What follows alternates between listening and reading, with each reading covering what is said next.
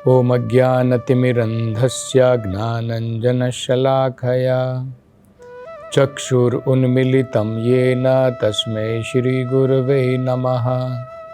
नमो ॐ विष्णुपादाय कृष्णप्रेष्ठाय भूतले श्रीमते भक्तिवेदान्तस्वामिन् इति नामिने।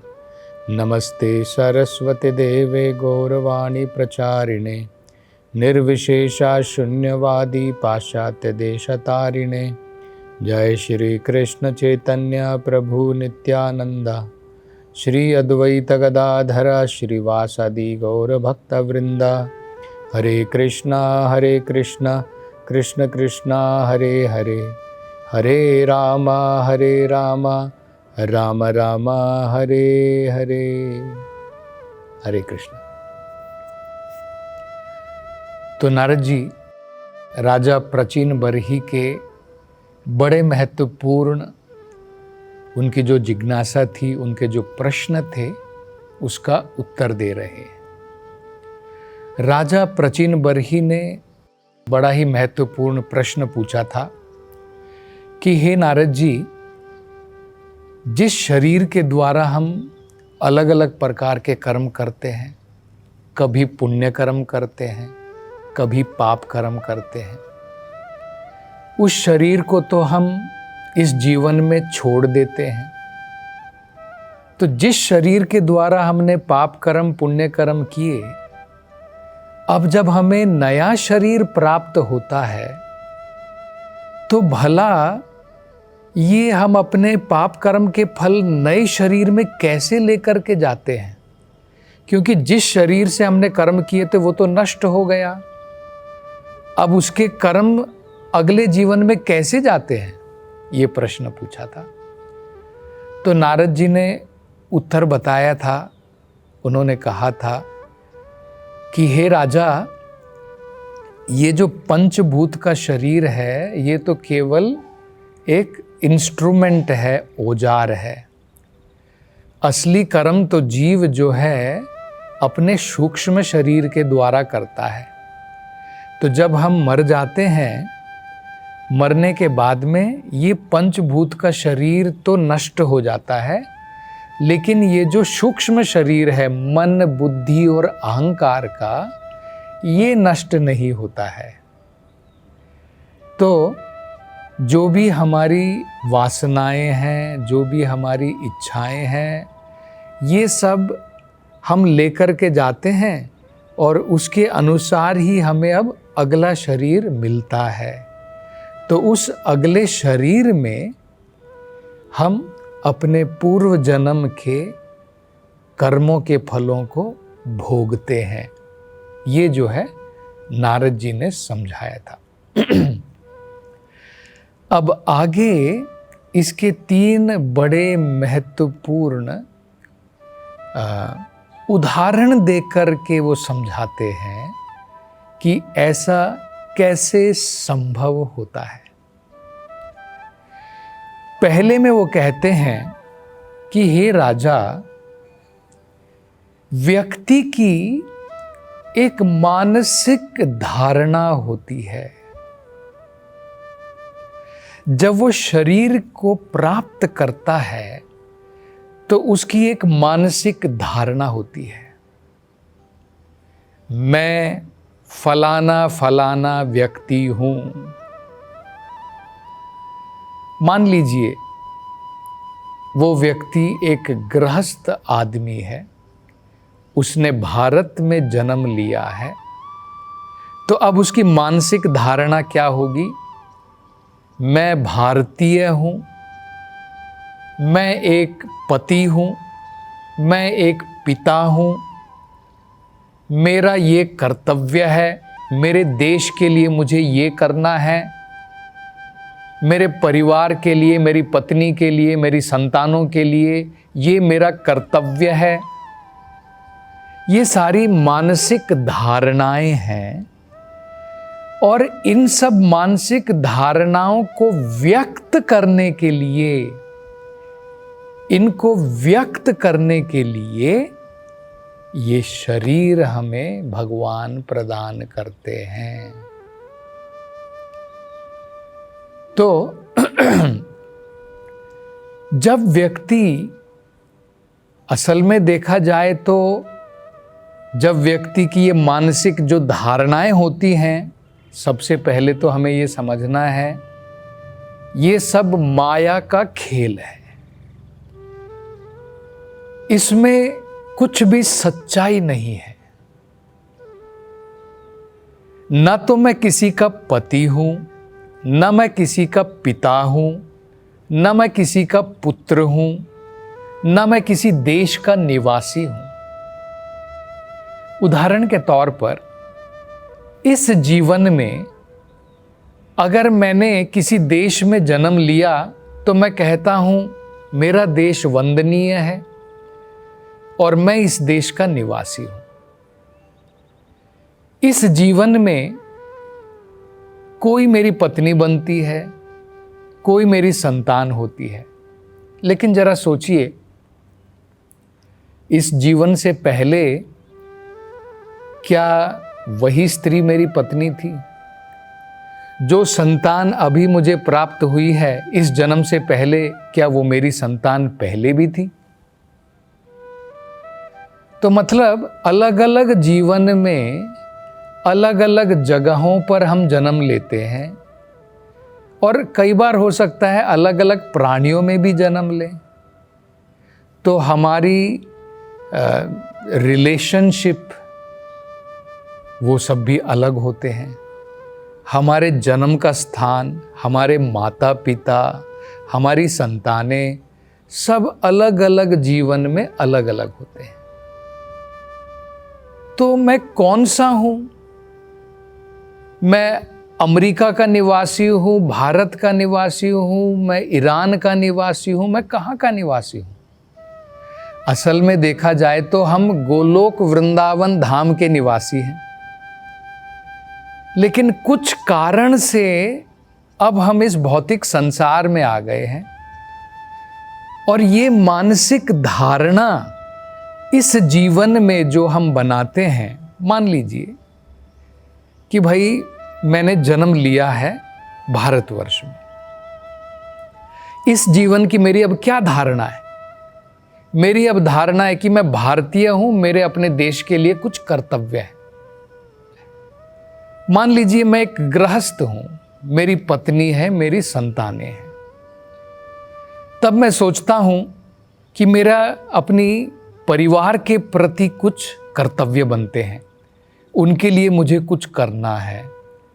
तो ये सारी मानसिक धारणाएं जो हमने ग्रहण की है मन के द्वारा, अब उसको व्यक्त करने के लिए शरीर मिला है, इस शरीर के द्वारा हम लोग कर्म करते हैं। परिवार के बारे में मेरी मानसिक धारणा है कि मुझे अपने परिवार के लिए, मुझे अपने देश के लिए कुछ करना है, तो हम लोग क्या करते हैं? फिर इस शरीर के द्वारा कार्य करते हैं। इस शरीर के द्वारा हम अपने परिवार के लिए, अपने देश के लिए, अपनी मानसिक धारणाओं को पूर्ण करने के लिए शरीर के द्वारा कार्य करते हैं। और अगर सोच लीजिए, हम अनेकों प्रकार की योजनाएं जो बनाते हैं, इन योजनाओं को, मानसिक धारणाओं को पूर्ण करने के लिए भगवान हमें ये शरीर प्रदान करते हैं। ये नारद जी समझा रहे हैं राजा प्रचिन बरही को कि मन के अंदर में जो हमारी इच्छाएं हैं, जो धारणाएं हैं, और अब इस धारणा को आगे कैसे बढ़ाएंगे? देखिए जरा, मान लीजिए हम उदाहरण ले रहे थे, मैं भारतीय हूँ, मुझे अपने देश के लिए काम करना है, मेरा ये परिवार है, इसके लिए काम करना है। तो क्या होगा? हम करते जाते हैं, अपने जीवन भर करते जाते हैं, लेकिन मृत्यु से पहले ऐसा थोड़ी है कि मैंने अपने सारे काम, सारी योजनाएं निपटा ली हैं। आपको मैं उदाहरण देता हूं।